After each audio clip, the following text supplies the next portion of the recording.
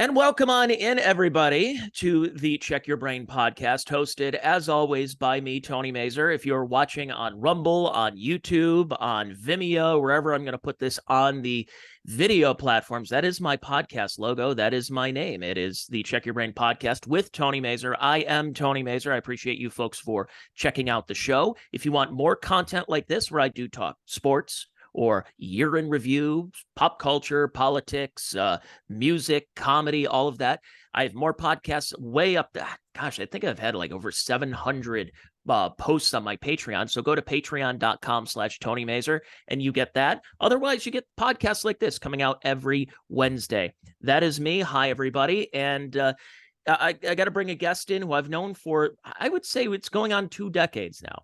Almost 2 full decades, and he's the proprietor of the FDH Lounge and fantasydrafthelp.com. That is Rick Morris. Rick is, I think you are up here with one of my most frequent guests, as well as, I believe, Russ Cohen is up there as well.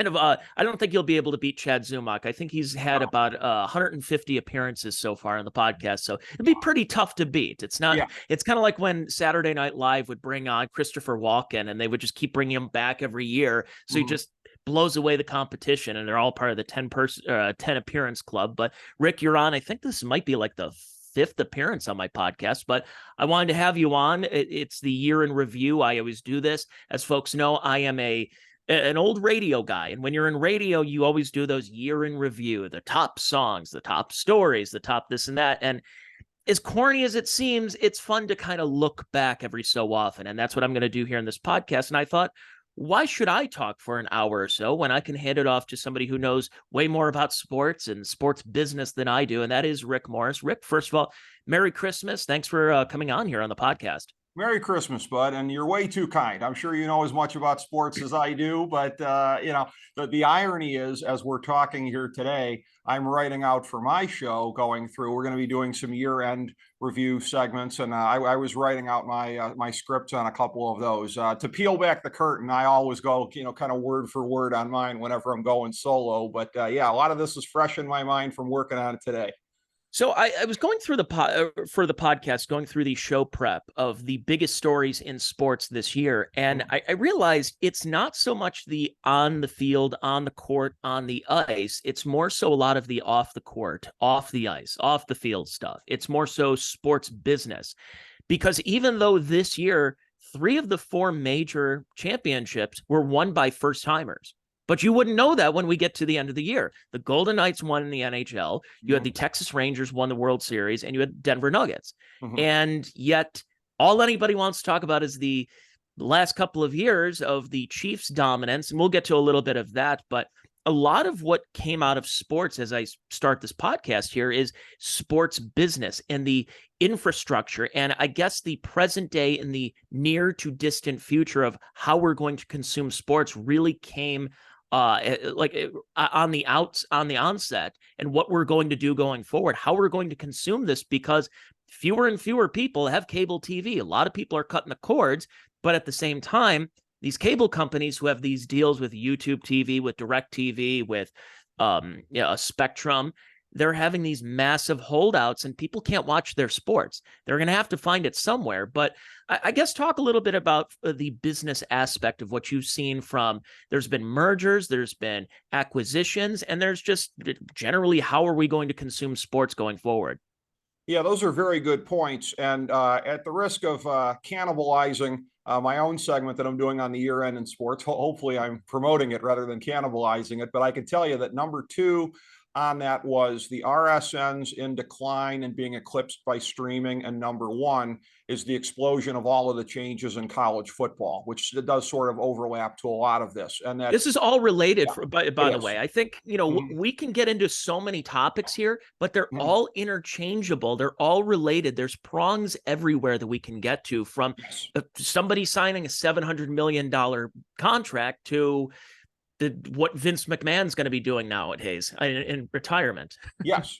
And this is one of these things where, again, I've been looking at these subjects for a long, long time. And I remember doing some, at the beginning of the 2010s, doing some predictions for the 2010s and trying to look ahead. And that was when we brought into the fold with our show as one of our FDH Lounge dignitaries, a gentleman named Simon Applebaum, who is a big time TV writer and critic in New York, and somebody that covers, and he still does to this day, a podcast and a blog called Tomorrow Will Be Televised. So he always looks at the intersection of these things. And I've learned a lot from my conversations with Simon. And one of the most fascinating things to me is where I was wrong about some of this stuff at the beginning of the 2010s, because I was one of these people that was like, well, before you know it, we'll have the complete integration of TV and the internet. And I was like completely wrong about that. And one of the things, and I'm glad that I was, and specifically for the sake of your household, and here's what I mean by that, because if I had been right, the affiliates would be all wiped out, basically. And so the lovely Mrs. Mazur would have to go find another place to work if that model was completely decimated. And it hasn't been. And I really think the NFL has been the key to keeping the affiliate model in place. And this whole thing of like, why are they shelling out so much for the TV contracts? Because they have to, because it's a matter of survival. Even if they're paying this much, it's a loss leader. They can promote the rest of the week with everything that they're doing there. And that's why I wouldn't bet against the NFL. As much as I was saying in the 2010s, oh, I bet you 2022, 2023, it's going to go to Amazon Prime and YouTube TV and all of that. Nope. I mean, Sunday Ticket went there, but the Prime packages are still on the networks. So these are stories that have been playing over a period of time. And over that entire period of time, we've been waiting for the cable bundle to unwind. And that goes to what you're talking about there. There's all these cord cutters. And by the way, faux cord cutters are the ones that go to YouTube TV, Hulu, to Sling. I know people that think they're cord cutters, but they're not. If you're paying, it's a slow change, is what it is. It's like people don't want to completely dump out the fact that you can watch the Hallmark Channel and all of this.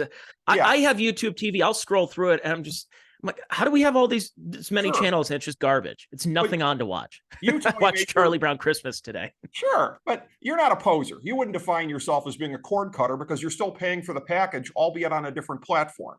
But there's actual cord cutters. And this is what I can't quite compute on this, because it's a matter of the last couple of years that like, oh, well, in the pandemic, a lot of people cut because, again, on-demand got to be so big. And FDH Lounge dignitary and a great friend of both of us, Ben Chu. So he and I have been doing a little mini series on the show over a period of time because we're both big nerds about the streaming business and the economics of it. And we've really delved into it an awful lot. And he has posited that there was a move towards on-demand in the pandemic that is permanent, and that the ratings for like anything will never be what they used to be. This whole thing of like, well, what about the Super Bowl ratings for this year?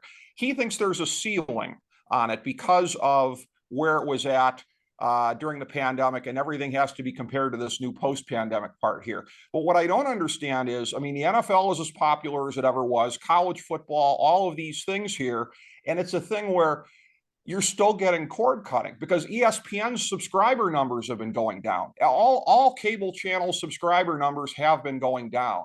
And that's a little bit of the disconnect. We figured it would happen when things started to go a la carte, but that's not really happened. Once again, what did I think? Like in the early 2010s when it was before HBO Max, what was it? I think HBO Plus, when you could just buy the HBO thing a la carte, like, oh, this is the beginning. It's happening now. And it didn't. You've been able to buy Showtime as a singular thing for a long time, albeit they're phasing that out and folding it into Paramount Plus, but that's another story. But it's like, it's funny the bundle's not unraveling yet. It's funny you mention that, because I remembered when the big controversy was around 2006 when Monday Night Football was moving to cable. Yes. And you're saying, uh-oh, it's happening. No more ABC. Now they moved Sunday Night Football to NBC. And so you had to get cable if you really wanted to watch Monday Night Football. However, there weren't as many options, even though it seemed like there was unlimited options then. There's even more so now. Yes. Then you got to a point, and you remember this one, when they were putting playoff games in hockey on the channel Versus. I couldn't tell you even to this day where I could find Versus on anything. And that was about 10, 15 years ago. And Versus turned into NBC Sports Network. And then that's also gone away. I think it's some fishing channel or whatever it is, or maybe drag queen stuff. I honestly, I don't know. But the thing is, it was interesting when you were seeing that push in the late 2000s Mm-hmm. to go completely digital, get Yeah. the analog TV. It was 2009 was that big thing that if you still had an analog TV at such and such time in 2009, your TV is going to be useless. You will see nothing but snow and color bars and tone on your TV. So you got to get that digital receiver and get HD TVs. Yeah. Now all of our TVs are flat screen TVs. The days of the big box that you bought for $5,000, you can get a really nice flat screen TV for $150 if need Yeah. be. They're very affordable. So therefore, you have an opportunity to have a smart TV and get these streaming options. It's just a matter of, has it happened? Is it going to happen? You mentioned about the Amazon games. Poor Al Michaels has had to deal with some of these garbage football games on Thursdays, but it's going to happen at some point. It's just, I think, like you said, what Ben Chu was talking about, that many people expected it to happen a lot sooner. On top of that is what you would do with games, because games ended up being Thursday nights, must-see TV in the 90s. Everybody's watching NBC. Well, now what do you do on Thursday nights? No one wants to watch TV. They can watch a la carte. They'll watch a season of a show that comes out on Netflix or Hulu or Amazon all at once. So it's not that necessary. So what do you do? What can network TV do to bring you on board? Well, that ends up being, okay, well, I guess we'll just put sports on. But sports aren't the moneymaker that they had been for network TV before. And now we're seeing the future that I kind of mentioned there. I showed it on the video really quick, was Adam Silver's concerned about how Gen Z is watching NBA games, that the contracts for TNT and ESPN, they're not going to be around forever. Are we going to just have an opportunity to just see it on your phone? The express written consent of the National Basketball Association, blah, blah, blah. When is that going to happen? Is it by the time we hit 2030? I'm assuming things are going to change. Like, what do you see as far as that goes? What I see is this. What I see for the incumbent powers that be, Disney and Warner Media Discovery and the rights holders for the NBA like that. By the way, also for the NFL, because there was just a headline the other day about now there might be international games most weeks of the year. Now that they're talking about opening up Brazil and some other markets here. Here's the magic word. We deal with it at the supermarket: shrinkflation. So they'll all pay a little bit more on their next contracts, but they're going to get less, and there's going to be carve-outs here. Ben's been saying for some time, look for a Monday night NBA package probably on Amazon or something like that. That Monday night seems to be a night that the NBA could be targeting, particularly again for the second half of the season, because they're wary of going up against the NFL that much.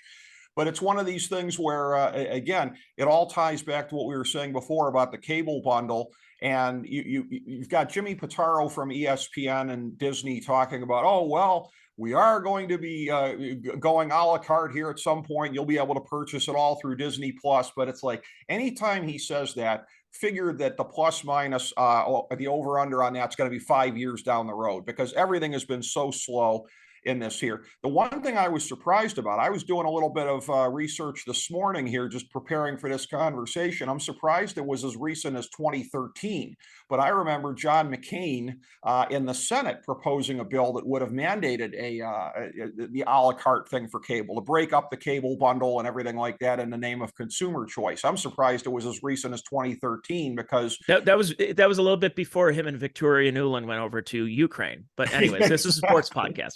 Yes. How much John McCain would be loving all the bloodshed in Ukraine these days, huh? You mentioned 2013. I thought that was interesting because that was right around the time. Now, we grew up and watched Sports Channel. That you had Sports Channel in all these markets, and then eventually got bought out by Fox Sports. And then you started seeing in the 2000s these networks pop up: the Yes Network, SNY. You had Sports Time Ohio that we had here. And so it seemed that these teams decided we're going to create the MSG network. It's going to be our own in-house network. But it seemed like that was just a ploy for the big guys to once again swoop in and buy them, and which is what ended up happening in a lot of cases, which is where you had Fox Sports that ended up rebuying all these stations again. And then it flipped on over to Bally Sports. And then this past couple of years, we've been seeing the Bally Sports bankruptcy. I know that it on my TV on YouTube, because there's still an issue between Bally's and YouTube TV. I can't watch baseball or basketball games.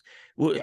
I live in Cleveland, Ohio. There's the team that was once known as the Cleveland Indians and the Cavaliers. I can't watch any of their games unless I find it on a streaming torrent site that is probably not legal. And that's the only way I'm able to watch it, because of all these issues that are happening. And I'm not a sports business guy. But I just know a lot of people are really upset that they can't watch their sports because these companies are having these holdouts with the streaming platforms. Yeah, and that's the thing too, where I'm about to make a move on my end, but I'm having to look around here like, well, who has the Cavs? Because I'm not giving that up. Like whatever I do, I'm not giving up my Cavs game. So it's a thing where, yeah, it really is one of these things here, and it's funny that we get talking about these different entities out there, and it always seems like there's somebody to be concerned with, because like I said before, like in terms of your household, I'm glad that the affiliate model is still in place and people still have the freedom to work at places like that. And I hope that the affiliate model goes on for a period of time. One of my close longtime friends, Ron Glasnap, actually works at Bally Sports Ohio as a producer. So it's like I'm always asking him, like, "Hey, what's going on, bud? You okay? Everything hanging in there okay?" And like he's so good that he can get a job probably just about anywhere doing that kind of stuff. But you don't want your friends to have to go through dislocation if they don't have to. So there's a human side to these matters here, and these are the guys that are caught in the middle. While everybody fights it out in the corporate boardroom here, it's Bally's, it's the kind of sort of parent company Sinclair. I'm still not really clear on that part of it, that like they're kind of a spinoff of Sinclair, but they're kind of not. I guess Sinclair gives them office use in a lot of places, so they've still got a hold on them to some degree, and then their relationships with the respective sports leagues. So when you're talking about anybody in the executive suites here, I mean, there's no good guys anywhere here. There certainly never are when we're talking about professional sports teams or leagues. And there's just a lot of greed here. Rob Manfred has pretty much been upfront about this, of like, I got to get mine. Like if you want to have streaming rights, you're going to have to kick back to us. Never mind that these guys don't have the money to do it. And this is a thing where I have to plead guilty again. And if I go back to the 2010s, I kind of bought into it that like, oh, RSNs, it's the future. It's people are going to keep paying for this because people keep paying to watch their sports. And it was part of the sports bundle and part of the overall bundle. And it was like, okay, when the bundle goes away, then maybe these guys might have this issue. But again, the bundle hasn't gone away and the RSNs are plummeting. So it makes me a little bit leery of going out on another limb, but I'm going to, when I say that streaming is the future. I was wrong then, but I'm right now, because you put it with all these on-demand services there. Again, Ben is right. Post-pandemic, people got to have their on-demand services. And it's a thing where you're already seeing things here. The public is willing to swallow things that they haven't been willing to swallow previously. The Thursday night games on Amazon, it was really funny the first night on Twitter, because all these people didn't know it was coming. It's all like I knew I was going to get great fun out of watching all the comments there from all the people who had their heads in the sand who were now complaining. But you saw a little bit of that. I'm sure you noticed it this year with Ohio State games being on Peacock and all the protests there. Peacock and some of these other platforms. And I think what could change is when your local team is playing, but it can't get picked up by the local market. That's what saves a lot of this, is the fact that you have a local affiliate that's going to say, hey, we're going to pick up the team's package where it's going to be on our station, even though it's an Amazon's or simulcasting. If it gets to a point where they say, no, you're not allowed to do that, what do? I mean, you're really bringing the future quicker for a lot of people. And here's where the rubber meets the road on that one, because you're absolutely right about this. The NFL mandates that games, if they're on cable, if they're on streaming, they must be available to the local market teams or the local market cities. And that's where, again, the affiliates will bid for the right to show it. And that will be the case for the wild card game that is going to be on Peacock in January on a Saturday night.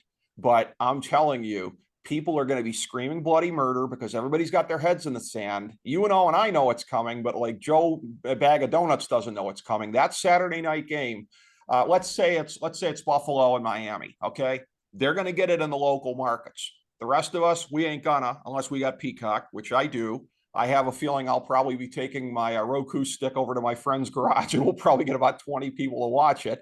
But that's what it's going to come down to, because people aren't ready for these changes. But they keep happening anyways. It's one of those things where I sit there and I say, the public's not going to stand for this, but they do. Now, there are things that they won't stand for. Like, I think John Skipper floated the trial balloon about, oh, the Super Bowl is going to go to pay TV.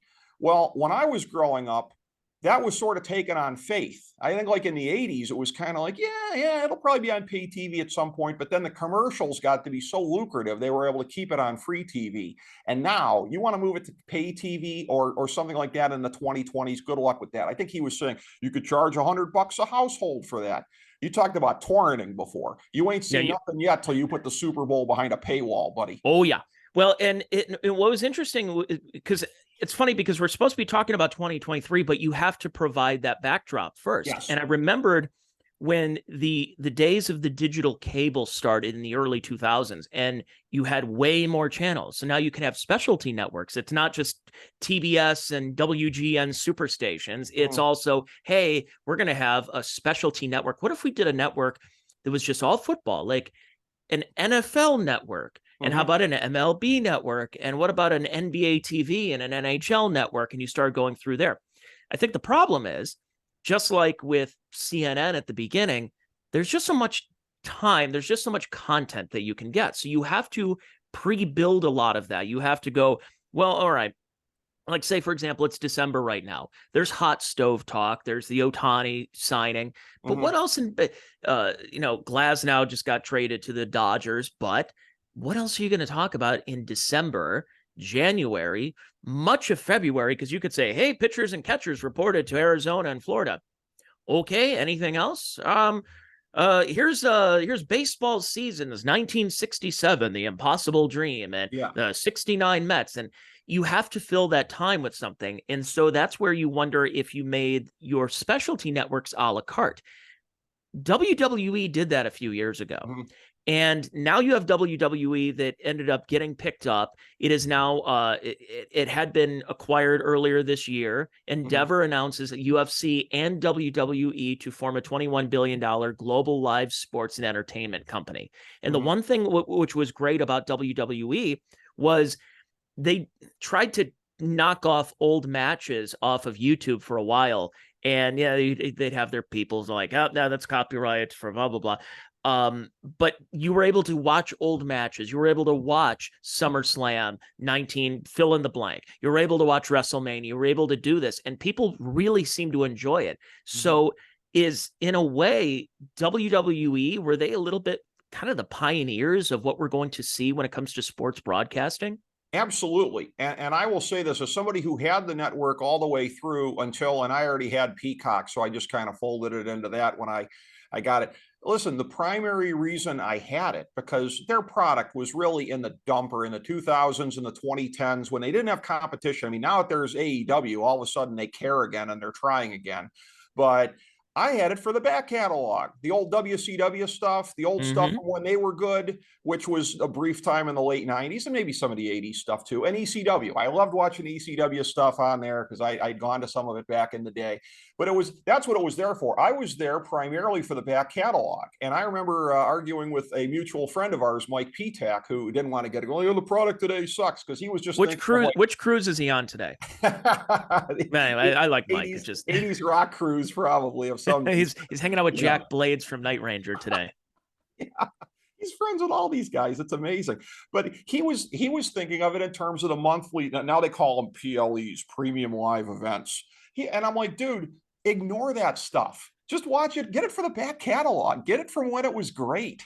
And like, that's what it's there for. And you talk about these other sports leagues with their networks. And it's just like, that is the thing that makes me want to pull my hair out, because why are they not going wall to wall with this stuff, especially in the off seasons? And like the NFL network, hello, NFL Films, you own all of that stuff. You could be putting so much of that stuff on there. Nobody wants to hear, even in season. Nobody wants shows on that are about the current product 24/7. Are you kidding me? You need to do that every hour of the day. It's funny you say that because I was thinking about that. When I watch NFL Network right now, it's usually a football life. So I get Mhm. to see Jerome Brown, Reggie White from the Eagles days. I like watching that. I don't really care about today. I can Yeah, watch it on my phone. And that's yeah, what changed with ESPN, I believe, was mhm, how much you can find highlights anywhere. yeah, What can you do? What's going to set you apart from everyone else? Well, right. if you're NFL Films, you have all of that. People like going to the NFL Network on Sundays, and they get to see Rich Eisen and everybody on the panel talk about the day's slate of games. But let's say it's June, it's June 15th. Who cares about what's going on in the NFL right now? I understand they wanted to make it a 24/7, 365 sport, which they have for the most part, but not everybody cares that much about the NFL all the time, but I love football. So what can I do where I can go a la carte and go check out? And it's really a pain right now to find that. I was trying to find something from MLB Network. Just recently, they did a special on George Brett, Hmm. and I can't find it anywhere Yeah. because I don't have the MLB Network. It got dropped by Bally Sports, Mhm. and if I start finding it anywhere on different sites, it's like, oh, it's not available yet. Apparently, not everybody cares so much about George Brett, and I'm like, I do. I'd rather care about George Brett than the present day Kansas City Royals. But Yes. am I wrong? But am I a relic? Does everybody else like that? And I realized no. I think people want to have that option where you can watch today's sports and Yeah. today's content or yesterday's content and have that option to toggle between both. Yes, and as far as ESPN Classic, they kind of got off the playing field with that. They don't really have ESPN Classic going in that form anymore, or maybe they officially don't. I don't know. The funny thing is, it started as the Classic Sports Network. Brian Beadle, one of the executives with that, who number one was involved in the failed attempt to purchase WCW in 2001 before Vinnie Mac scooped it up for pennies on a dollar, and number two, I believe, is a friend of our mutual close personal friend, Bob Glassman. But, anyways, the one thing about that, again, no more ESPN Classic. These networks should be all over that stuff. But what's interesting is they have secondary ones that are, because I've noticed on Pluto, there's an MLB channel on there, and it does have, and I think you and I had maybe talked about this previously off air, these like past season things here, like the 67 season, and it takes you like all the way through it, and it's great. And it's like you have that on a secondary online channel on Pluto rather than the MLB network. You don't spend much time, if any, even in the off season, showing this kind of stuff. And it makes me wonder about that. This whole they must be doing research that shows that people only care about the here and now. And like, if that was the case, it wouldn't surprise me. Guys like me and you might be in the minority because apparently WWE, for as much as there would be guys like me that would be going in there and looking at these old catalogs, like, oh, great, they just put up some old Mid South episodes from '84. Apparently, nobody was doing that. Everybody was just looking at the current stuff and everything like that. So, I don't know. I mean,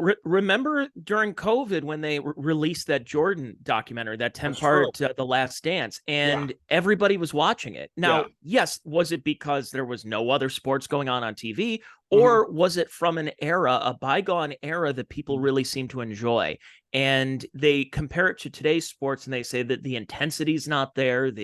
I always joke about that sports was better when they still had the Marlboro Man on the scoreboards and Hmm. everything. And it just brings that nostalgia feel for a lot of it. And nostalgia is big business now. So you would Yeah, think more places would cash in unless the leagues have a lot more invested in today's and they don't want you to be constantly, they don't want to remind people. It's kind of like a ball club that we know that plays up the road, a baseball team that used to be known as the Indians, that when they change the name, they try not to bring the old alumni back because yeah, they want you caring more about today's team than yesterday's team. Even yeah. though it's going to be the 30th anniversary of what was once known as Jacobs Field, but they Hmm. want you to remember that, hey, by the way, we have a new ball club, very exciting club right now. It's like, yeah, hey, I remember Albert Bell and Kenny Lofton and those guys. It's like, yeah, but we have Jose Ramirez and we have this and that. So it seems maybe these companies, these streaming services, in conjunction with the leagues, want you to care about today's product and not yesterday's. And I get it, but I would prefer that there's a little bit more looking into both sides because I think you're sitting on a gold mine that you just only care about one side then. You really can monetize nostalgia, I think, to a great degree. And it's a thing where, and in the case of, again, it'll always be the Tribe to me, but they don't want to remind you that Albert Bell hit more home runs in a week than this whole crew of slappies will hit in a month. So they don't want you to think about that. They don't want you to think about the fact that they won't shell out for players the way that the 90s Tribe did. But it is one of these things where, in terms of all this, and it's interesting to me because there are some friends that I have, and I would count primarily among them you and Ben Chu, who are younger than me. But I think one of the reasons we get along and relate so well is both of you guys, really to a large extent, are kind of old souls, as they say here. So while you're not exactly a Generation Xer, you're in a lot of ways sort of an honorary Xer, but Yeah. Xer nostalgia especially, there's money in that, because what is Xer nostalgia if not the 30 for 30 series? Remember the way that Yes. boomed? And it was just a thing of like, oh, I remember when that happened. Like things that happened, basically, ESPN came on the air in 79, but essentially we're talking from the 80s forward. That's all very lucrative nostalgia because a lot of us lived through it. And you lived through a good chunk of it. So it's a thing where I don't really understand. It's one of those things where, again, if because again, I'm a purist. So it's like on MLB Network, would I like to see a documentary about Walter Big Train Johnson? Absolutely. But I get that that's, that's for the I want to see a tiny. 30 for 30 on Earl Morrill, who we talk about a lot in this podcast.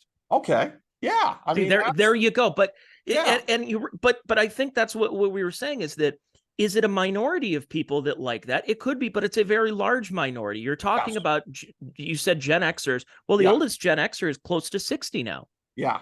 Yeah. We're not talking about children anymore. We're talking about people who are well established into their careers, looking at retirement, probably Mhm. have a little bit of money, and would love to watch something on, the Catholics versus convicts. They would Yeah. like to watch something on the Jordan Bulls from the early to mid 90s.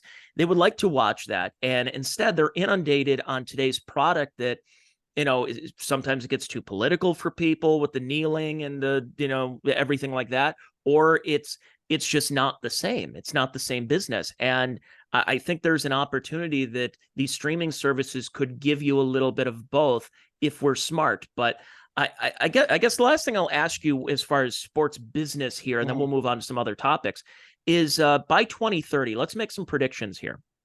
Is that by 2030, will we still see football, basketball, baseball on Fox, on CBS, on ABC, on NBC, or are they going to be completely streamed? And the way of the world has changed that anyone else who's complaining about it, that they're going to say, well, tough, buy a Fire Stick, buy a smart TV. Is that what you think it's going to happen by the time we get to 2020, 2030? And again, as a guy who was wrong on this before on how quickly that was going to be sunsetted, I'm going to say it's going to keep going through then, because the networks, the present NFL deal goes through 2022 or 32 or 33, somewhere in there. But it's a thing where theoretically, I mean, like Fox would never move it to Tubi because that's a free service, and what would be the upside in that? But like CBS could move it to Paramount Plus, whatever. But what I said before about the network model, pardon me, and the local affiliate model, you'll put I swear to God, I think the NFL is powerful enough that it is one of those things that has sustained the affiliate model. And if you take that away from the affiliates, I don't know if they'll die instantaneously, but it's an existential threat to them. So for as long as the networks control it, it will stay with the affiliate model. And you'll just see some things here where, like Paramount Plus, you can stream in-market games on there, which to me is I actually saw that one of my Facebook friends last week was like complaining it wasn't coming in so well. I'm like, what were you, unless you're like out at a funeral home or somewhere on a Sunday afternoon, what are you doing trying to watch the Browns game on Paramount Plus locally? I don't understand that. But the NFL is just, it's still a behemoth right now. They had that issue a couple of years ago. The ratings went down. There were a lot of boycotts, but they're back because they're not showing that. They're not catering to that anymore. But you do have MLB and you have NBA.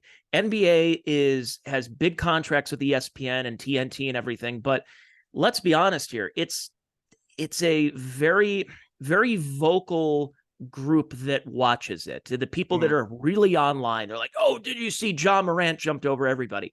But then you see the ratings and you say, well, how did you watch it? Did you just stream it and it's not getting counted anywhere? And then you have baseball.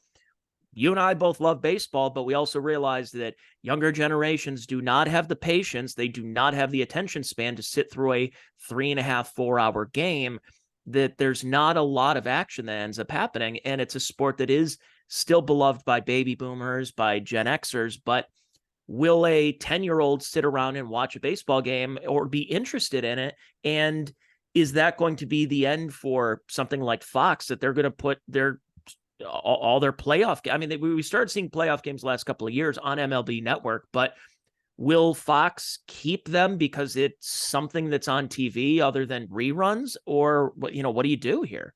Yeah, and there's I think again, the rules changes that they made this year in baseball, which in a lot of ways it was a bastardization of the game, but in other ways it was a necessary pushback against the ways that analytics were killing the game. Because it's a Yes. thing where sometimes the things that can be the smartest things to do strategically can help make your game unwatchable. And I don't think there'll ever be a better example of that than what MLB had been over the last almost a decade. In the NBA, the pace and space stuff is getting a little bit out of control. So the run down and chuck up a three, you're seeing that a little bit in the NBA, but MLB's watchability was very much compromised by that. Plus, like you said, younger generations already were turning up their noses at it. They made a move in the right direction by making it a more watchable product this year, even at the expense of, again, the purity of the game, if you want to look at it that way. But it's a thing also, too, where I think they may have to do something more drastic down the road. And I have posited this to our friend Ben Chu, that hear me out on this, because this is kind of a radical concept. But Okay. I think you might start to get into a modified limited tape delay version, but on a dehydrated basis. Maybe like if the game goes off at 7 or 7:30, the TV broadcast is at 9, but it goes from like 9 to 10. They just zip out. You know how Condense the game. condense the game. NFL already does that with NFL Plus. You can watch a condensed version of the game.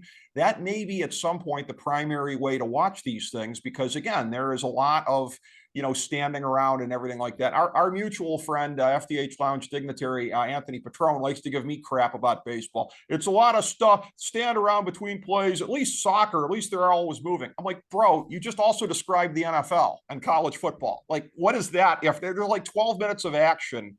And soccer games usually end with like a 0-0 score. And so Yeah, you say that, yeah, there's a lot of running around, but there's not a lot of scoring. Now, the NBA, there's a lot of running around and scoring, but yeah, it's too much scoring. It's an overabundance. yeah, So there's an underabundance, overabundance, and yes. it's interesting. Gotta So have the balance. then let's get to the next thing, because it is related about baseball.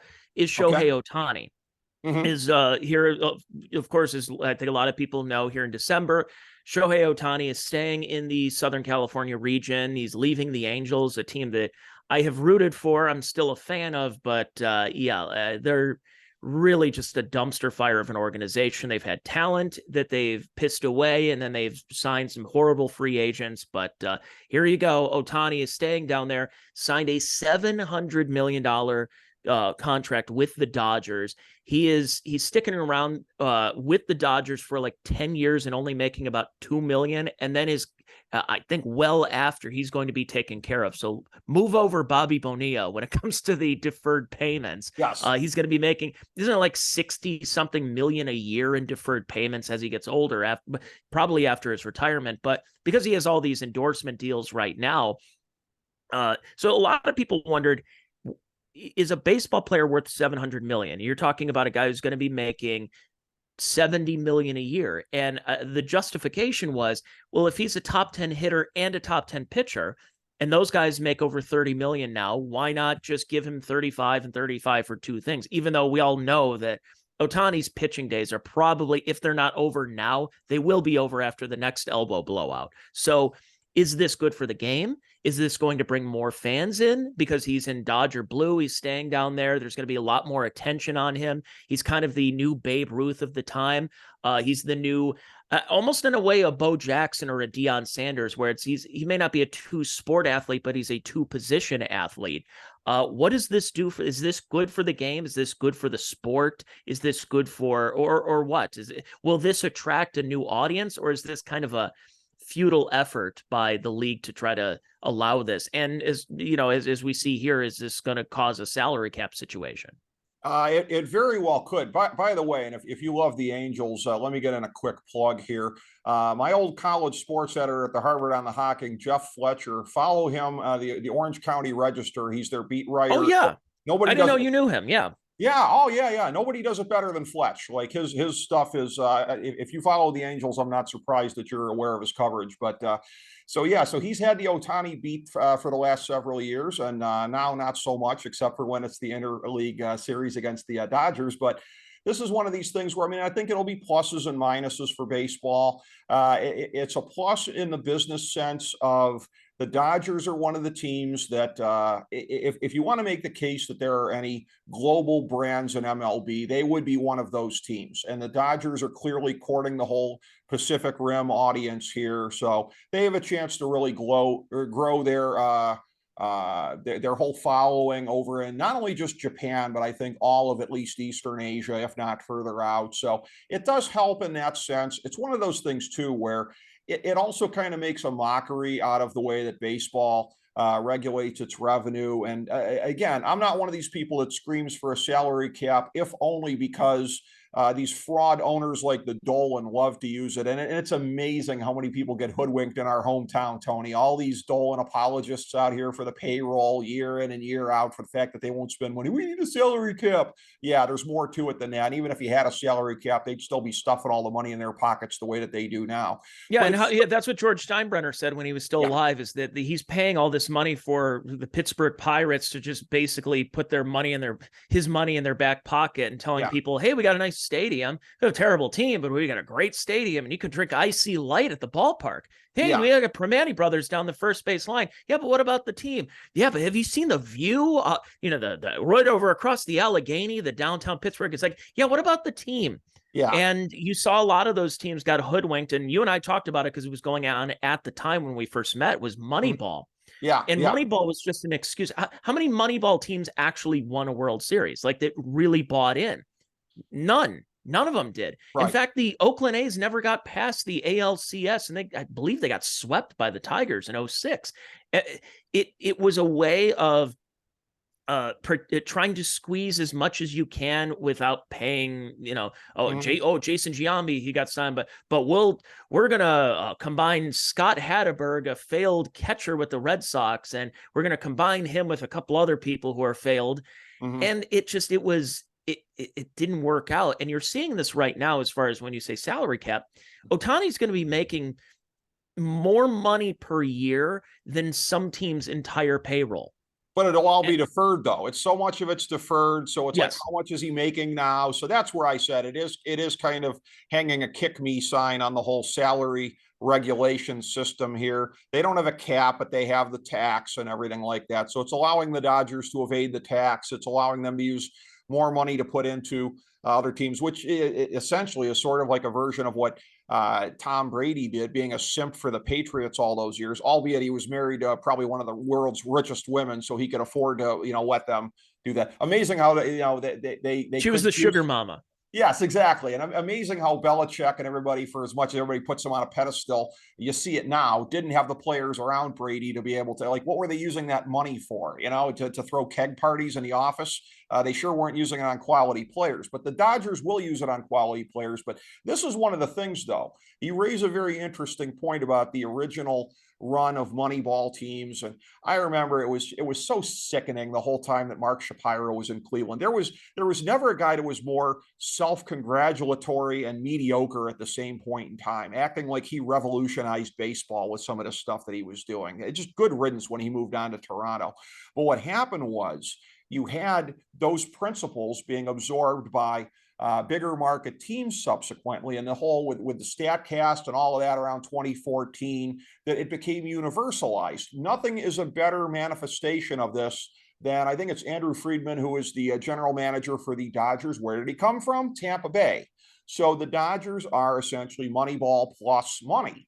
And that's a combination that's really hard to beat. And you've seen it in recent years here that the bigger, more successful organizations, for as much as everybody wants to hate on the Houston Astros, they were very successful in their rebuild with Moneyball type principles here. That, again, as they grew to be a successful team, they started putting money into it. That was a tough combination to beat there. I never hated Houston as much as everybody else did because they were primarily cheating against the Yankees and Red Sox. And Yeah, exactly. I don't care if somebody has to cheat to beat them. I want it to happen. That's just me personally. But it's a thing where baseball, it has really kind of evolved to that point here where when you have that combination, I mean, finding that edge anymore. Billy Beane was revolutionary in the early 2000s because he could find that edge.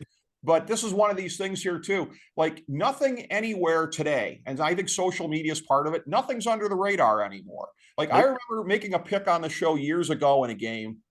And I remember, I think it was Pete Prisco from CBS who likes to make hipster picks. And he made like the same pick. And I'm like, now I'm doomed. And it's like, and that's exactly how it happened because nothing's under the radar anymore. There used to be these situations where you could find something under the radar, whether it be a pick on a game, whether it be a way to build your team, whatever it is. But no, there's always got to be other schmoes out there blowing up your spot, talking about the same things you're talking about. Yeah, it's I find it kind of interesting when you talk about the Moneyball because I shouldn't say the teams who didn't use Moneyball didn't win a championship. It just evolved while the small market teams continued losing, and then maybe they would sign one guy and overpay him, and it didn't really work out. But the Red Sox and the Cubs with Theo Epstein, right? He sort of took those principles, but it was a big market kind of way. But you're right that the A's didn't, and the Tribe didn't, and the original run of these teams that were employing the Royals of the 2000s, not what they did in 2015, where they actually did spend money and they did it well. And that was one of the things too. The Royals actually had an imprint on the game and that was another thing that baseball has been trying to erase to make it more watchable in the last couple of years here. This whole thing of like, and again, it is kind of a bastardization of a game that a relief pitcher has to come in and face a minimum of 3 batters. But one of the things that the Royals did, this wasn't exactly Moneyball in the classic sense, but it was kind of, if we define Moneyball in the broader sense, as we probably should, of anything in there where you study it and you find that edge and everything like that. What they were doing, they pretty much pioneered in the modern era this whole thing of you get to the 7th, 8th, and 9th innings. Like they wouldn't shell out for starting pitching. Okay, they paid for Johnny Cueto, but that was kind of a fluke. They really didn't have any other stud pitchers. But boy, if you were trailing past the 6th inning, you were dead meat. Because they had 3 young, cheap guys that could come out of the bullpen in the 7th, 8th, and 9th innings, none of which they would hold on to after they were eligible for free agency, if I remember correctly. But that's right. Young, cheap power arms on the back end.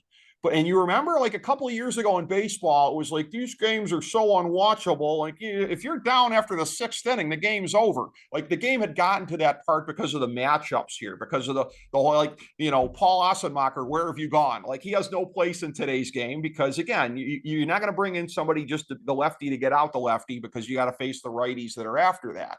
And that has also helped make the game more watchable. But Kansas City in that way, they exploited something. The problem is the rest of the world followed them, and that really helped make it more unwatchable. So it was like the Nasty Boys. It was Dibble, Charlton, and Myers. A little bit, yeah. Sort of bring that in. Those guys were a little more high profile, but no, you're absolutely right. And that's one of those things where we can say in 2023, because I know you're trying to tie everything to that. In 2023, baseball did make strides towards becoming more watchable. It's very easy to overestimate how much that means, though, because that World Series thing, like the minute that we saw it was going to be Texas and Arizona, it was like, oh, the people in at Fox have got to be shoving poison darts in their neck. And it played out exactly the way we thought it would. Plus, it was a gentleman's sweep on top of that. You had an Arizona team that was red hot, that the minute that they faced another team that was red hot but had them outmanned in a lot of ways, it was all over.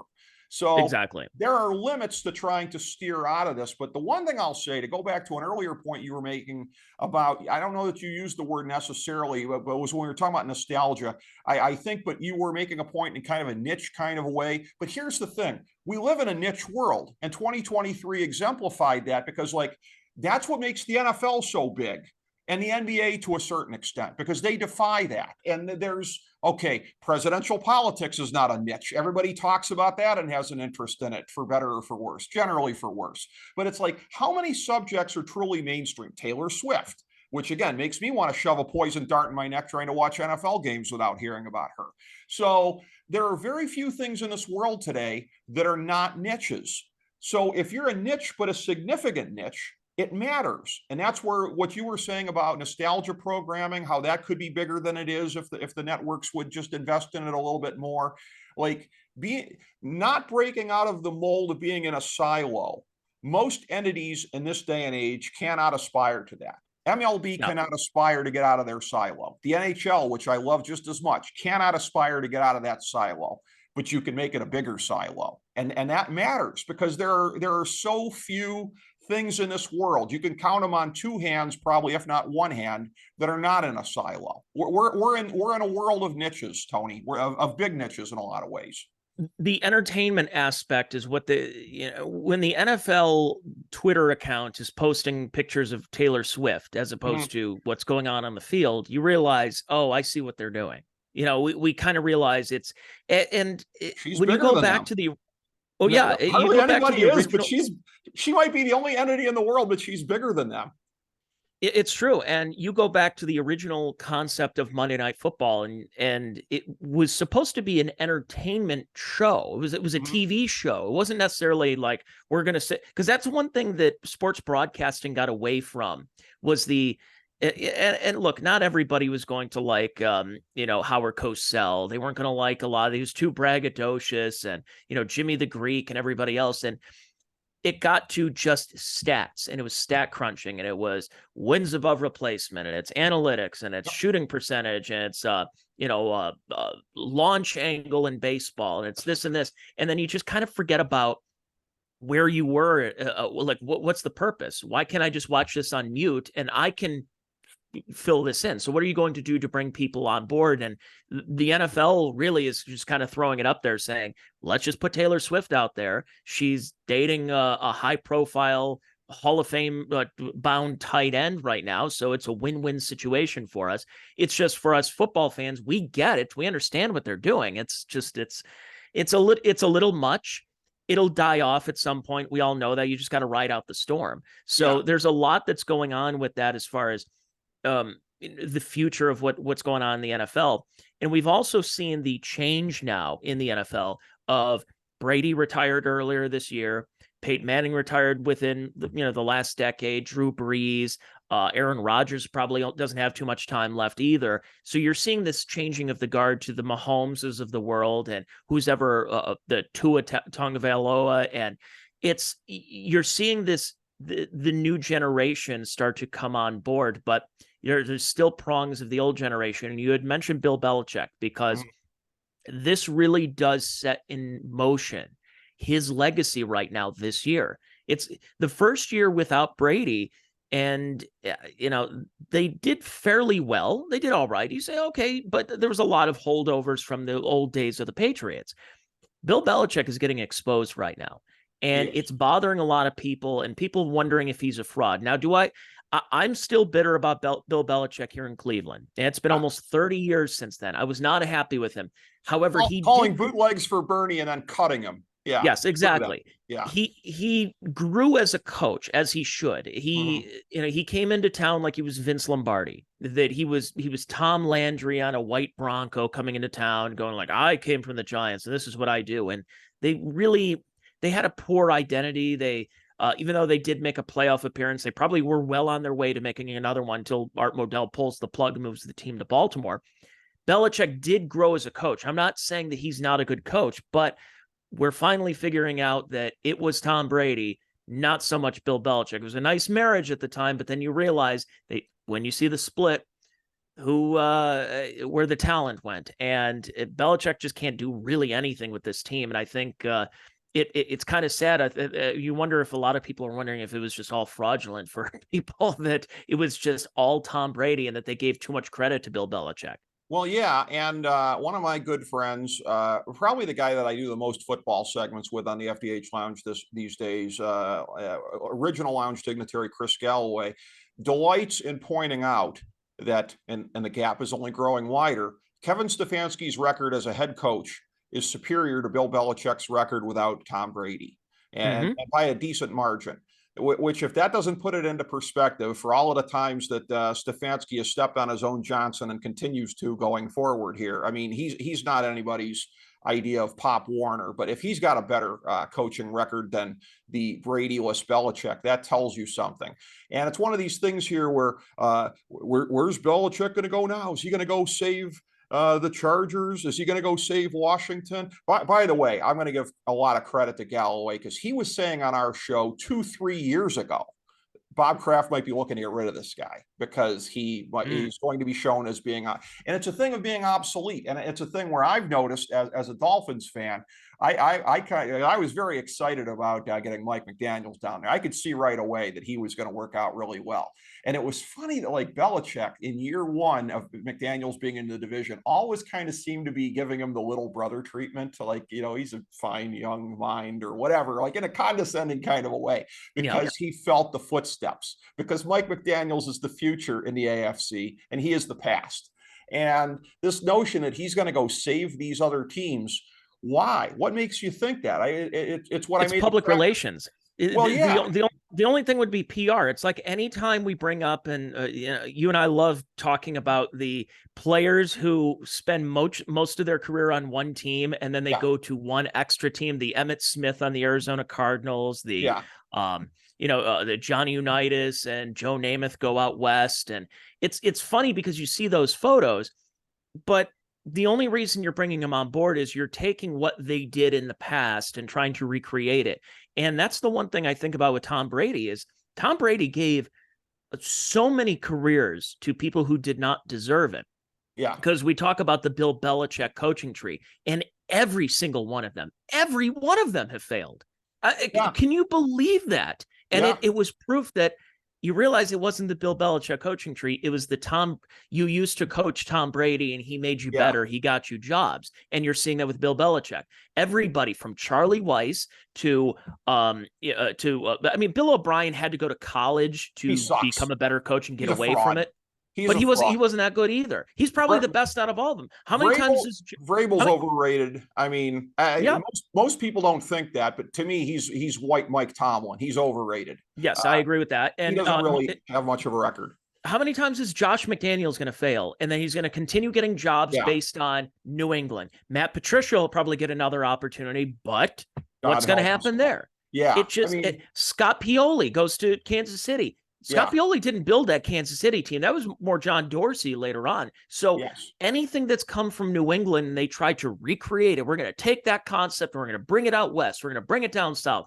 It doesn't work out, except for the fact that Tom Brady left the Patriots, and in his first year, yes, a COVID affected one, but won a Super Bowl in that first year with Tampa Bay. So you kind of shrug your shoulders and realize it kind of goes right back to the top. And if you didn't have Tom Brady, the New England Patriots probably would not win a Super Bowl.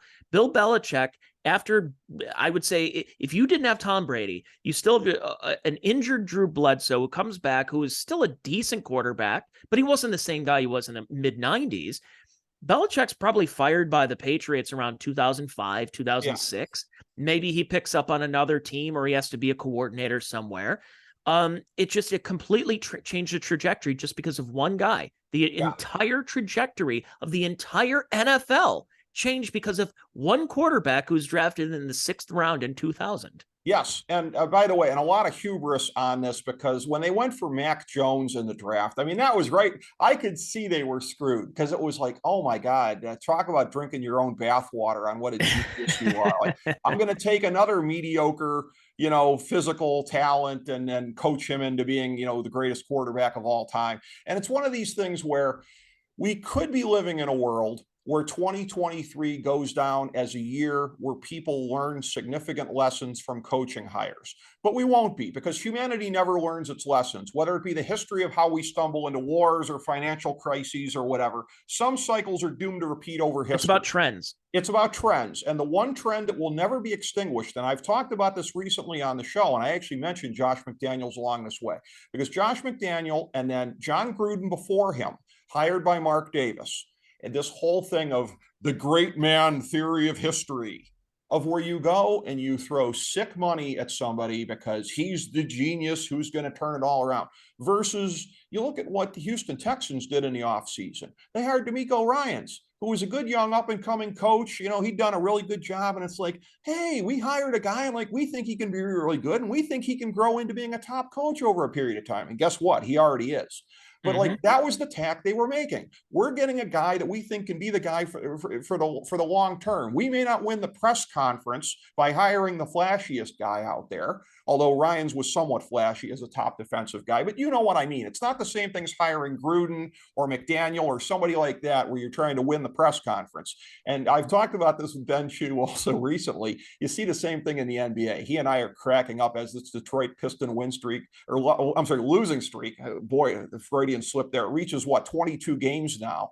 The Detroit Pistons have had a longer losing streak than Liz Truss's prime ministership in Great Britain. And that's correct. A number of other things that have happened, in a shorter period of time than that. I remember hearing in the off season, because I can pull in, I think it's 97.1 out of Detroit from time to time, one of their sports stations. And I was listening on that. I just happened to be listening on a night when one of these talk radio guys was like, there were 6 top names that were available on the coaching market in the offseason, and they're all gone except for Monty Williams. You got to throw as much money as you can at Monty. You can't afford to let him get away. The great man theory of history. And it's a thing where you look at, as Ben has pointed out to me, what did he do in New Orleans? Not a whole lot. What did he do in Phoenix? He was really good in a good situation. Monty Williams, situationally, can be a good coach for a team. What about Monty Williams screamed to you? We need to make him one of the highest paid coaches in sports to come in here with a losing team and a losing situation and turn them around. What I would think you would be looking at would be one of these young assistants out of Denver, perhaps, because they're one of the top player development situations in the league. I mean, what they've done, Ben and I have talked about this on the show for years, them and Miami. How fitting is it that they made the finals? We first started talking about it when they both made the conference finals in 2020. That player development, and that's one of the things I think that also took root in 2023. It's becoming the future because the NBA, this second apron that they have is a stealth hard cap. The players totally got swindled in that deal here. So it's a thing like if you have a great nucleus of players that you're paying a lot of money to, what you do at the end of your bench and the end of your rotation especially really, really matters. And to think that Monty Williams is automatically the guy in that world, like this should be the year that the great man theory, gets swept into the dustbin of history and the teams start saying, we just need to find the right guy for our situation, the right fit for what we're doing. But as with wars, financial crises, whatever, human foibles will continue, and this won't be the end of it in 2023, Tony. Teams will keep doing these stupid things. No, the NBA is, you want to talk about a good old boys club. It's one guy gets fired 2 days later, he gets picked up by another team, a head coach. Yes. Frank Vogel gets fired by the Lakers, and all of a sudden he gets another job. And then Mike D'Antoni was the perfect example of that. He just, one program, he just bounces around from Nate McMillan is another name that you just see constantly. And Tom Thibodeau is another example that these are the same coaches, and they just it's a carousel around the league. So they all look for, it's like, well, it worked here, I guess. You had one playoff appearance, then let's bring it on over here. So it's amazing, like you said, about how coaching has changed in many ways, and that people are kind of figuring that stuff out. Yeah. Couple other things that we'll get to, and then we can wrap up the podcast here. Which first, by the way, I didn't get a chance to get this earlier here, but let me pull up here the FDH Lounge. That is your website there. You got the power rankings this week for the NFL. And so go to the FDH Lounge. Is it the FDH Lounge.blogspot.com? Okay. Well, that's the blog affiliate here, but yes, we got the power rankings going up during the course of the season here. And biggest risers, biggest fallers. I like to also do like the divisional breakdowns there, and just to kind of see how they're all going. And one of the things I like to do that I hope and I think sets it apart a little bit is by showing you the progression of where I've had them slotted throughout the season. And I will say, at last count, maybe about 2 weeks ago, there were only 12 teams that I had moved up that were more than, I think, 10 spots away at their peak and at their trough. And last year, by the end of the season, it was 22 teams. that had moved more than 10 spots in one direction or another. So this has been a little bit more of a predictable season, I think, in that way, even with some of the big injuries that we've had. I mean, most of the teams we're talking about as Super Bowl contenders are the ones we were talking about at the beginning of the season. So I appreciate you bringing that up. You can find that on the blog there, on the mothership, the FDHLounge.com. You can find all of our podcasts and everything else. And of course, FantasyDraftHelp.com on the fantasy side. So thank you so much for always generously mentioning that. Yeah, absolutely. And so let's get to some of these celebrity deaths, these athlete deaths who passed away. And, the reason I mentioned them, and I talked about this on the podcast last week they say, well, Tony, you're talking about this, especially when it comes to pop culture celebrities. You always rip on pop culture, you rip on today's sports. But the reason I discuss these things is Jim Brown dies this year. Who replaces Jim Brown in the pantheon of great running backs? It's usually somebody, because that position has changed over time, and you're not going to see another type of Jim Brown who's going to take over a game like that. So that's why I like to mention them, because it really is kind of even though he predated when we were his playing days before we were born, it's still something when you watch his highlights on YouTube. They just go, I mean, this guy's running over everybody. He was a fullback. He wasn't a halfback. He was a fullback, still at top speed, one of the greatest lacrosse players of all time, as well as being arguably the greatest football player to play. And did you ever get a chance to meet Jim Brown? Never did. Did you ever get a chance to? Because that would have been pretty funny knowing some of your takes on him if you had. I did. So, one of my... Probably didn't mention a hotel to him. I did not mention the Howard Johnson at 55th... it's South Marginal and East 55th Street. But I did meet Jim Brown a couple of times. Nothing like a very long conversation, but I always remember the classic example was at the Cleveland. It was still Cleveland Brown. Actually, it is again now. Cleveland Brown Stadium. It was 2009. This is a hyper Cleveland reference, I'm going to say. So everybody outside of our 60-mile radius here in Metro Northeast Ohio probably won't care. Don't think two things about it. I was at a urinal. It was halftime during a game. It was 2009, and there were 4 urinals. On the left, next to me was Jim Brown. Then it's me. Then it was Dick Goddard and Doug Deacon. You want to talk about the Mount Rushmore of Cleveland? I was just about to make that joke. Great minds think alike. I'm like the Teddy Roosevelt, where you sneak me in there in that little crevice on Mount Rushmore, but everybody else, it's like, God, you got Jim Brown, you have Dick Goddard, who was the weather guy for 60 years in Cleveland. You have Doug Deacon, who just retired, a beloved former football player, and was in the broadcast booth for the last 40 years. And then there's me, who's had a 15-year radio career. That was about it, and it relative obscurity. Story. But I did meet Jim Brown. I want to mention this gentleman. I'm going to play a little bit here in the background, but he passed away. Since I know you're a hockey fan, Bobby Hull died. Yeah. And how did you're talking about somebody who also played for a long time, the longevity of many of these hockey players. He played for the Blackhawks for so many years, but then also played in Winnipeg and for the Hartford Whalers as well, if I'm not mistaken.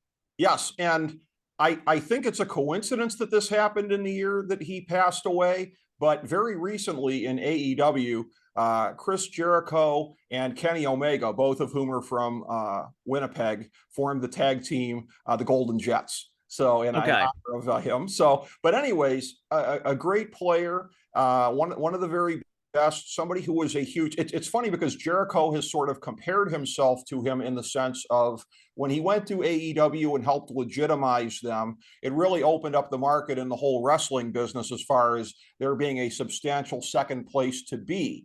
And Jericho, not always the most humble of chaps, comparing himself to Bobby Hull in the sense that he legitimized the WHA. And that's a huge part of his legacy, was going there when the Blackhawks kept, doing the whole, we can't afford to pay you anymore deal. that the Dolans have since ripped off.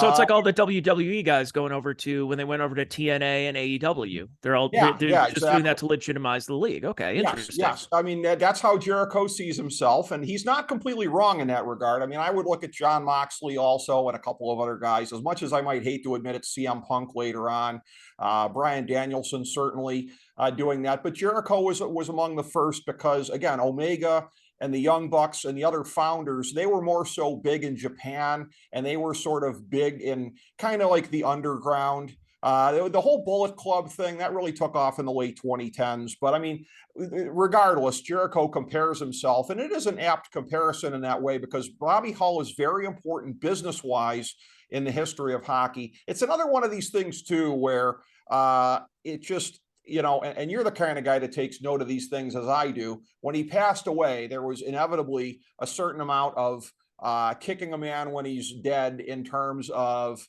just like some of the things that he said or did. He apparently gave an interview one time where he made a very inartful comment about Hitler. And I guess there had been some domestic abuse, I guess, with a third wife. I guess he was convicted on that. But it's a thing of like the media like loves to bring up any of that kind of stuff. And like, he did not live his life according to the mores of 2023 society. And he kind of got that treatment a little bit.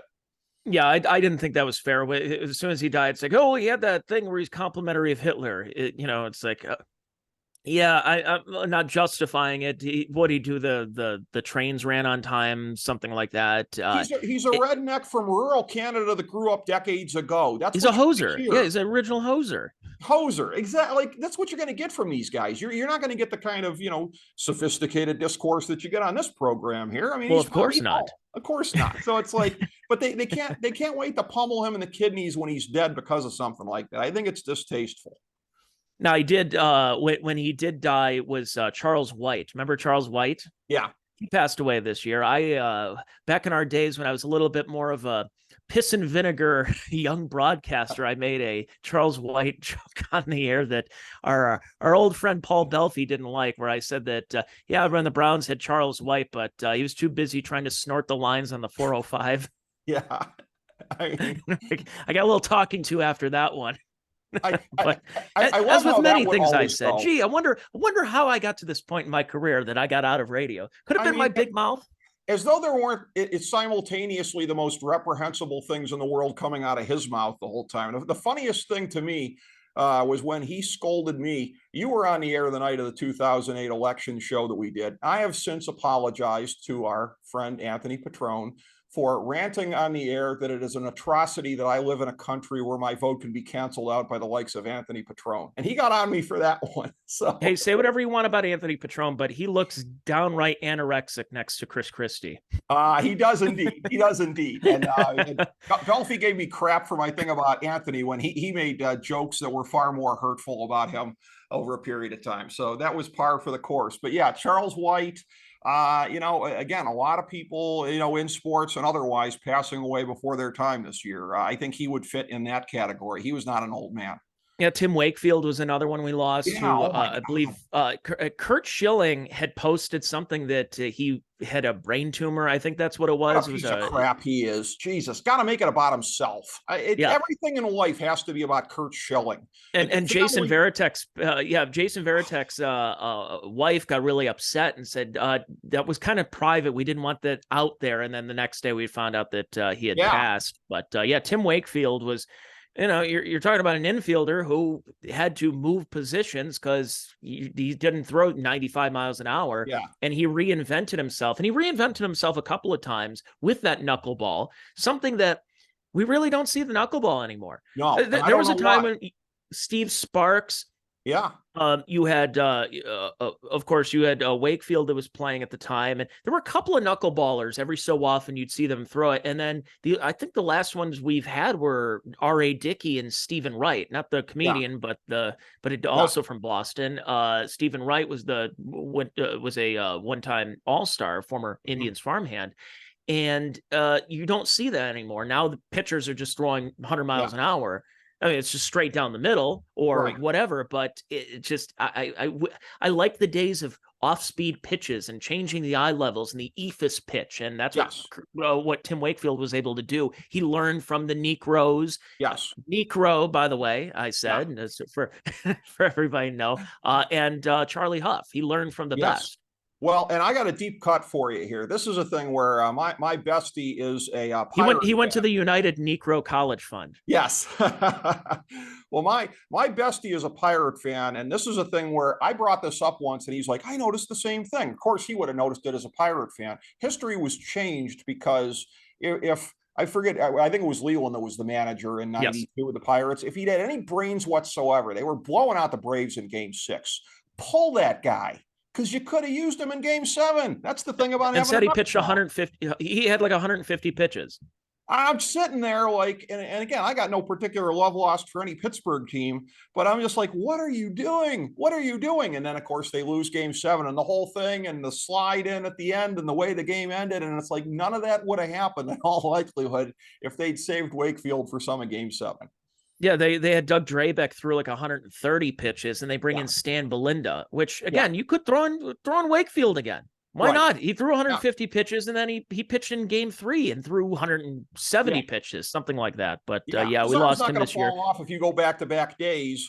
I mean, that's what relief pitchers do, anyways. I mean, a guy that throws a knuckleball, that doesn't take a tremendous toll on your arm unless you're deep into triple figures the way that he was. So speaking of baseball and speaking of that game and that series, one of them who called the series was Tim McCarver. And we lost Tim McCarver this year. I hate to do the media's treatment of Bobby Hull, but I was never a fan of Tim McCarver. And yet, as soon as he retires, he gets picked up by the Mets. He's on the CBS broadcasts in the early 90s. He was on ABC back in the day. Then Fox gets baseball after the whole baseball network debacle happened in 94, 95, which I'd love to see you want to talk about nostalgia and 30 for 30. I want to see the documentary on the disaster of having the baseball network, NBC will carry the first round of the playoffs and 2 games, and then they just threw it out the window after the strike, and then Fox ends up swiping it. It was ridiculous. They were head to head. It was like you couldn't watch it if you were in the wrong part of there were those of us, especially then when there were less playoff games. Like, you're telling me I can't watch all the playoff games? It was ridiculous. Yeah, a lot of people couldn't watch the classic Seattle Mariners when Edgar Martinez hit the ball down the left field line. They didn't watch it because they were watching their stupid team or a soap opera or watching an episode of Step by Step. I don't know. Yeah, like it's not like today where it's like. And again, I watch on any number of different devices. I might have something on the TV, something on my tablet, something on my phone, if there's a couple things going on at the same time here. So it's like, it ain't like that. It ain't like you could even watch it separately at that point in time. But yeah, McCarver, it's one of those things. I will agree with you in the sense of it's inexplicable that he lasted as the primary color commentator guy for decades. And it was not a thing of like, I mean, in the NFL, it's different because, it's split among networks and stuff like that. But for all intents and purposes, regardless of who the other networks had, John Madden was always sort of the king of the color commentators over the period of time. And it was like, he was justifiably number one. Oh, it's because he's John Madden. It's because he can do this. He makes it entertaining. He can break stuff down. He can whatever. Like, you understood why he was in that position. And I must say, in 2023, while it's not a matter of deaths, it was a matter of the death of the top trio on the NBA games for ESPN and ABC, as Jeff Van Gundy and Mark Jackson ended up leaving. Same thing with them. They were on the number one team since like 2006. I'm like, why are they on there? Like, what's so great about them? And I hate to say this about McCarver when he passed, but it was like, to be the guy that had the hammer lock on that position in the industry, I never saw it either.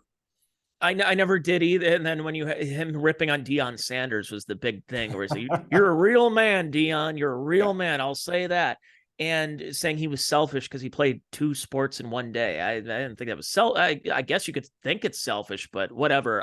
But it's funny you mentioned that, because it's a kind of a cool side topic. The color commentator has changed in the last few years, and Tony Romo was kind of ahead of his time now, where when Romo joins the booth, and a lot of people are skeptical of it, you say, wait, you're going to bring him as the A crew announcer? He's never done this before. You can't start him off of like doing the two worst teams in the league playing and pair him with Spiro Didis or Beth Mowens or somebody that and get all the Browns games. Yeah, exactly. Exactly. You bring him right up to Jim Nantz and you kick Phil Simms to the curb. Phil Simms has been doing it for 20 years with him. And he's like, yep, nope, we're going to get Tony Romo. But then people knew quickly why. Now he annoys people a lot because but he did that thing where he was calling plays. He would say, "Oh, they're going to run this place." He trips right. Quarterback's going to keep it. He's going to head to the left. It's a decoy thing, and he's calling. Everyone's like, "Oh, wow." He knew exactly what was going on. So I think he's tempered that over time. But now you have this new generation of the color commentators that are bringing more personality. Greg Olson, I think, does a fantastic job with Kevin Burkhardt on Fox now, though he might get moved to the side when Tom Brady comes on board. Is Brady going to be as entertaining, as knowledgeable, as personable as an Olson, as a Romo? And you wonder how that's going to change. And then on top of that, you have this rise of Pat McAfee. That he's everywhere. You watch ESPN now is the McAfee channel. It's on constantly, and then you go to get College Game Day for college football on Sunday or Saturdays. He's all over the place, but he's a likable personality. He talks sports. He's a bro. He's their target audience. He's not somebody who's going to bludgeon you with politics and social justice, this and that. He's wearing a sleeveless T-shirt and he's talking about sports. And you just go, it fits the demographic. So this is the new generation of these athletes who are looking at a broadcasting career as they're playing, but they have a niche, they have a good angle, and they're personable. And people seem to be really attached to it. Yeah, and that's where, I don't much watch McAfee, really haven't over a period of time. Nothing against him so much as anybody that just seems like a type I'm generally not drawn to. Like ChatGPT could have invented this guy because he's the dude bro guy, as you say, and everything like that. What's interesting is very Barstool, like a definite Barstool alum. Definite Barstool guy. But here's where he's a genius, though, is and this is probably on a subconscious level, because I don't get the sense that he's ever kind of like thought this part of it out. But I go back to, and what's funny is, and I was just thinking about this the other day as I was going through, as we're coming up on another anniversary of the Lounge in January here, going back to when we first started out at the Sports Talk Network in 2007. And when we came on the air then and stuff, and we were sort of positioned at the time a little bit. If you remember like the ethos of like 2006, 2007, it was a little more beer commercial. It was a little more like, that was like the waning days of, as I don't really like the term politically incorrect because it gets overused, but like the waning days of, boys will be boys, kind of fun, whatever. And it's like McAfee's that without the edges overtly sanded down. But he's the guy he's the dude bro that doesn't threaten anybody. He's the dude bro that's not going to get picketed by the feminists because of anything he says that's untoward or whatever. And it's like, he's a genius because he's managed to repurpose this in a way. And I would dare say that probably a lot of people don't even think of him that way. Like they just, they just see the dude bro thing and everything like that, but he's unthreatening. He's not going to be a guy that any of the interest groups are going to be out there picketing.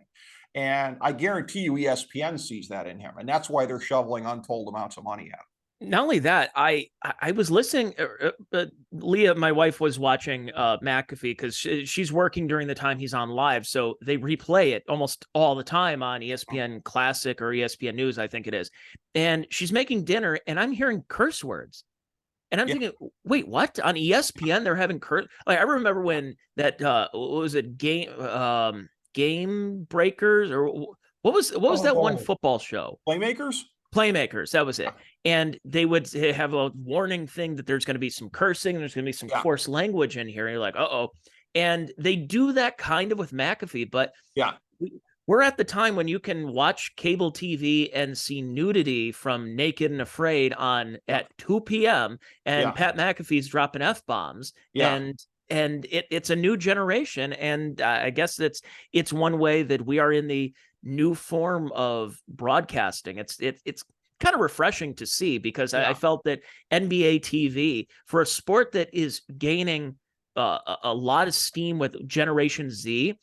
NBA TV, their commentators are like, well, LeBron and Darvin Ham have a good relationship, and after winning the in-season tournament, this is boring. How is it that you have an exciting sport and the worst, most paint-dryingly boring commentators on there? Yeah. So it's some of these probably need a shot in the arm. That's why everyone still likes Charles Barkley. Well, yeah, and that's where with McAfee, that shows you where. And again, I get the sense. Maybe I'm buying the hype of because I know he likes to portray himself self-deprecatingly as being kind of a dumb jock kind of a guy. So maybe I'm buying the hype on this when I say self-consciously, but he has a genius level knowledge of where the true pitfalls really lie. Because in 2023 America, you can drop F-bombs on your show and you can come off as being like, oh, he's so edgy, whatever. But you know what he doesn't do? On Saturday mornings when they're out there with game day and they're out there in the crowd and they're panning the crowd, Pat McAfee is never going to be like, oh, look at the fun bags on that one out there. He doesn't do that. And that's where, again, you go back to sort of the ethos of like 06, 07, that time period. He plays to the crowd. Yeah, exactly. He knows the alma mater chants of every school. He knows their what's going on. He plays every time he has a pick on Saturday. He's always picking the home team. He's always picking that because he knows he gets it. It's good marketing. Is it are journalistic ethics on the table? No. Because he's a football player. He's not a journalist. We're talking about a commentator, an entertaining guy who wears a sleeveless T-shirt and has Aaron Rodgers and AJ Hawk on all the time. I mean, it's just that's what it is, and it plays into it. So it's refreshing, like I said, and it's nice to see that it's almost the John Madden method, but for a new palatable generation who John Madden hasn't been on TV calling games in 15 years now. And obviously he's dead, but a younger generation of football fans have no idea who John Madden is. They just know the video game. Yeah. That's it. So you need who's going to be the next Madden, who's going to be the next Al Michaels, who's going to be the next, whatever. Is it Collinsworth? I don't know. Anyways. Well, I'll say I can kind of answer that a little bit. I think in 23, we started to see this going a little further in this direction because I do think different forms of alternate telecasts with ESPN sort of pioneered, at least on the national level with the national championship game. They've been doing it the whole way here, but the Manning cast and that kind of a thing and I think McAfee has participated in a little bit of that on the college football level with some of the prime time, or maybe it's just like a bunch of guys. It gives another option for people where didn't ESPN do that with K-Rod, with Michael Kay and Alex Rodriguez, which I never watched it. I don't think know that's if those really are the guys you want to necessarily pick for it, but it's like, they've done it a little bit with that. Like that's what the future is. And guys like McAfee, the Manning brothers, etc., that is the future because people are looking for things outside of what they consider to be the sort of staid normality kind of way of breaking things down. And that's where a guy like Greg Olson is good because he kind of goes outside of those boundaries with his, not only his personality, but his insight. And again, it's one of those things where Tom Brady, as much as he talked about, taking a off year or whatever this year and comparing himself to the Amish, I guess, but it's a thing where he might want to think about extending that. That's a lot of money to leave on the sidelines. And especially if he was taking less money all those years, but hey, he's not married to the sugar mama anymore. It's hard to turn down that money, but it's hard to go. It's hard to go from arguably the greatest quarterback of all time to the failure that couldn't follow Greg Olson. So he might want to think twice about that. We'll finish up here a couple of these more celebrity deaths. Brooks Robinson, we lost. Vida Blue. Roger Craig, who looked like he was 90 when he was the manager of the San Francisco Giants back in the 80s, and he lived to be about 90. Billy Packer, Bud Grant, Willis Reed, Dick Butkus, Bobby Knight, who I had an opportunity to talk to as well. And I wanted to ask you about the Iron Sheik. We lost the Iron Sheik this year. We lost the Iron Sheik. By the way, quick note on Roger Craig. One of the weirdest kind of coincidences here. You could be living in the Bay Area at the time. Like, who's your favorite figure in sports? Roger Craig. Which one? I mean, it was Exactly. just like, what were the odds of that, right? It's like Like, Greg Olson. It's like, do you like the yeah, tight end or do you like the Baltimore Orioles pitcher or the Atlanta Braves catcher? They're all named Greg Olson. yeah, exactly. Like, I always thought that was so weird about San Fran in the 80s, but the Iron Sheik, oh my God. I mean, one of a kind. Did you get a chance to talk to him? Never got to meet him. No. Okay. He just, somebody that again transcended sports, really got that sort of again second life, if you will, through social media. And again, here's the funny thing, and it goes, I mean, in true pro wrestling fashion. Again, I still follow the Iron Sheik on Twitter, and I still see posts from the Iron Sheik on Mm-hmm. Twitter. And it's one of those things where it's the pro wrestling ethos, never break kayfabe. He had, to whatever degree, the people behind the scenes doing the thing, friends and family, whatever it was, doing at least some stuff on the account beforehand. Obviously, now they're doing all the stuff on the account. But yeah, never break kayfabe. The thing keeps going. It's And in it's that sense, the Iron Sheik lives forever. and what was incredible about the Iron Sheik back in the day was there was that sense of patriotism. I'm not getting political here on the podcast, but there was that sense of patriotism where you did root against him. He was the ultimate heel. Yeah. And he's coming in there and he's got his music and you're like, boo, you're a foreigner. And then you have whoever comes out, Sergeant Slaughter or whoever's on stage comes on in the ring and is all pro-American. And I mean, we've gone away from a lot of the more patriotism that's been in sports, especially recently. There's open calls in the Athletic to just, why are we even doing the national anthem at games anymore? So Yeah. it was weirdly, even though Iron Sheik from Tehran, Iran, and I'm the Iron Sheik, and it was still entertaining for his time. And yeah, like you said about his Twitter account that's still going. It's funny how we think it's the people who are actually running these Twitter accounts when they just have a team of, like Magic Johnson's Twitter account. Yeah. They just did a deep dive on that of how this is coming about, because Magic Johnson does the whole thing like, I see the Lakers are doing a good job tonight because they are getting the rebounds on offense and defense and scoring the points when needed. Thanks, Magic. I appreciate that great tweet that you had there. Well, what he does is he has a team of people, and one of them has a smartphone, and he's like, I got a tweet idea. Can you tweet this for me? And that's what happened. That's how it goes. He I was just going to has say, a Tony, team. they're capturing the banality of the voice perfectly, but that's how, I guess. I mean, that's what Magic actually sounds like. And as far as it goes with the Sheik, while I did not meet him, it occurs to me that I do have an Iron Sheik story that I think you're going to love. So Okay. go back to the early days here of catching Georgia Championship Wrestling on TBS in the 80s. So my brother and I nagged my dad into taking us. So it was us three and my cousin Eric, who's maybe about 2 years older than me. So my dad lugs the three of us kids down there for it. And it was the main event time. And I think it was against Ronnie Garvin, who was just about my favorite back in the day. Is this at the old Richfield Coliseum? This is better than that. This is public hall, buddy. Oh, wow. Okay. You talk about a little, excrement box of a place to watch this. But yeah, so we're in there, and Ronnie Garvin, who's actually Canadian, which none of us knew, by the way, but we're all chanting USA, USA. And my dad is the one that's, of the four of us, sitting next to somebody else, sitting next to what appeared to be two, not to stereotype, but let's just say two Iranian cabbies glaring angrily at him as his USA, USA. And my dad is always on a hair trigger, thinking somebody's going to kill him anyways. So it's like, to this day, I'm like, you kids could have gotten me killed down there that night. That's fantastic. Yeah, that's pro wrestling for you, buddy. Yeah, that's but hey, with the WWE network, we can probably watch all that. Have you gone back in time? Have you been able to see a lot of the matches that you've gone to, whether it was at the Coliseum or elsewhere, or maybe you went up to the Pontiac Silverdome or something? Yeah, there's some good stuff there. And actually, from that very year of '83, there was some found footage. Maybe about 3-4 years ago. It was the last Battle of Atlanta.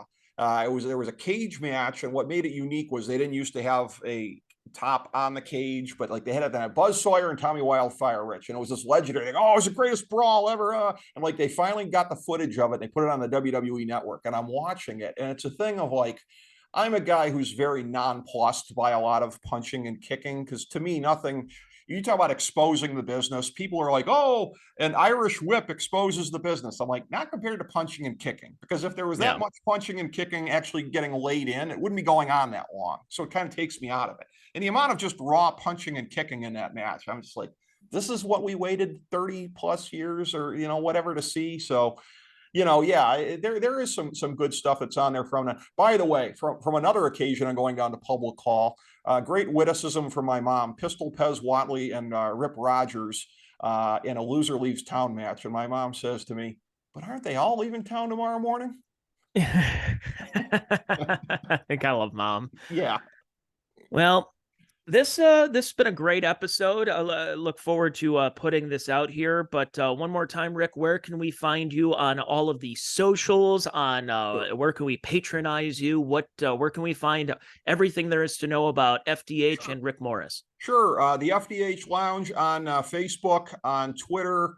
Now on, I haven't done a whole lot yet on Instagram, but I'm starting to talk about being behind the curve. And the FDHLounge.com and FantasyDraftHelp.com. And again, one of the things with FantasyDraftHelp.com, not just the big boys, but all the other sports, I am in the midst of right now via a text thread, our FantasyDraftHelp.com experts golf draft for next year. We're going to have the tennis draft coming up similarly as well here. So not just the big boys, but the niche stuff as well. Excellent. Well, Rick, Merry Christmas again. Have a safe trip down to down south where you're heading to, and yeah, you can go back, take some pictures where the cage match was. By the way, I will. Thank you, Tony. Merry Christmas to you. Thank you so much for having me on. I always enjoy it. And I look forward to getting you back on the lounge as well. Absolutely. And thank you, folks, for listening to and watching the Check Your Brain podcast. If you want another free episode, next week's episode is going to be all news, the top news stories, top pop culture stories. It's going to be another long marathon. It's just going to be me next week. So hope you enjoy that. That's going to be on the social media platforms as well as Patreon. If you enjoyed this podcast, there's more to it at my Patreon at patreon.com/Tony Mazur. My name is Tony Mazur. Thank you, everybody, for listening and watching to today's episode. Be back with you next week. Again, Merry Christmas. And yeah, I'll talk to you before the new year. Bye, everyone.